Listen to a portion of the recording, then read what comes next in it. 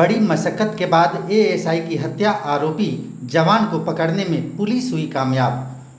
लोहरदगा में पुलिस जवान अनंत सिंह मुंडा द्वारा सर्विस राइफल से एएसआई धर्मेंद्र प्रसाद सिंह को गोली मार दिए जाने की घटना के बाद आरोपी जवान को शिकंजे में लेने में पुलिस को 12 से 14 घंटे लग गए।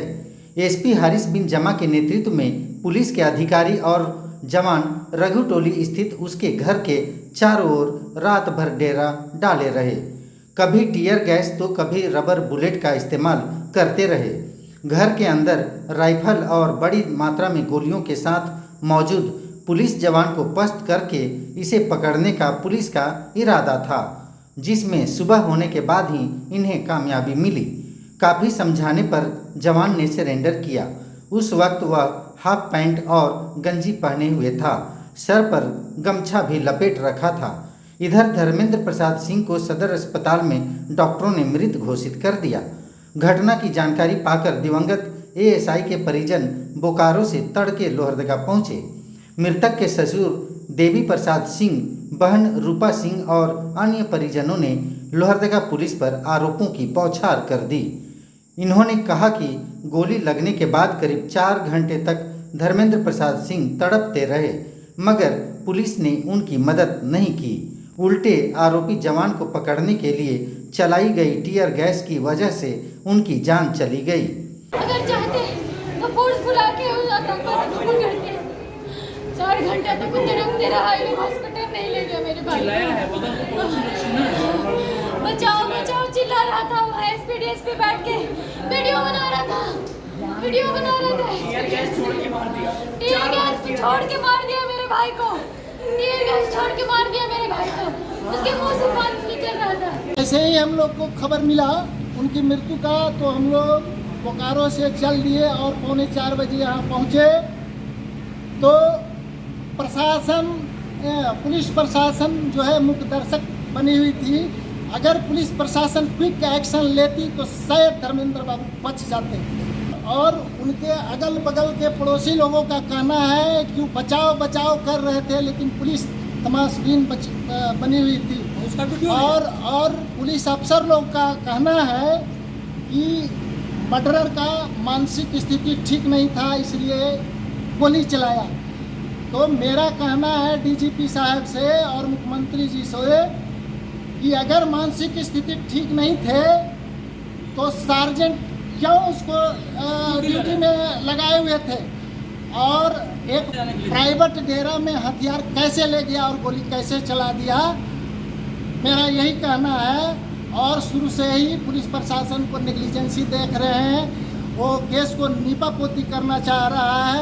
14 घंटा उसको जो है सिलेंडर कराने में लग गया। उसको प्रोटेक्शन, सिलेंडर नहीं, वो प्रोटेक्शन दिया है। जब वो सिलेंडर नहीं कर रहा था तो पुलिस ने उसको इनकाउंटर क्यों नहीं किया, मैं यही जवाब चाहता हूँ।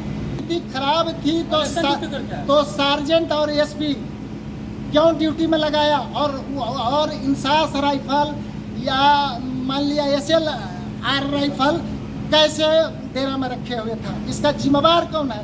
सार्जेंट है और एसपी है, इसको डिसमिस किया जाए। बहरहाल मृतक के परिजन काफी गुस्से में हैं। पूरा पुलिस महकमा इस घटना से सदमे में है। ये रक्षक बनने गए थे, भलाई करने गए थे, और इनका जो है भलाई में ही इनका जीवन लीला खत्म। बिहार के रहने वाले धर्मेंद्र प्रसाद सिंह लोहरदगा के पुलिस कंट्रोल रूम में तैनात थे। जवान द्वारा राइफल निकालकर अपने परिवार वालों को गोली मारने की कोशिश करने की शिकायत 100 नंबर पर डायल कर की थी। तभी धर्मेंद्र अपने सहयोगियों के साथ उसे समझाने एवं उससे हथियार वापस लेने उसके किराए के मकान में गए थे, जहां बुधवार रात करीब 8:30 बजे आरोपी जवान अनंत प्रसाद मुंडा ने उन्हें गोली मार दी। और गोली लगने के बाद ही घंटों चिल्लाए हैं कि बचाओ बचाओ, लेकिन इनके साथ जो भी साथी था छोड़ के चला गया। और जो भी पुलिस पहुंचा यहाँ, वहाँ एसपी से लेके सार्जेंट, मेजर और CRPF का कमांडेंट सब तमाशबीन रहा। 14 घंटा तमाशा देखा है। उसको मर्डरर को प्रोटेक्शन देने के लिए 14 घंटा टाइम दिया है। अगर पुलिस चाहती तो काउंटर कर देती उसको। शेरू रंजन नाम के जो सार्जेंट हैं और मुंशी जी जो हैं वो केस को नीपा पोती करना चाह रहे हैं।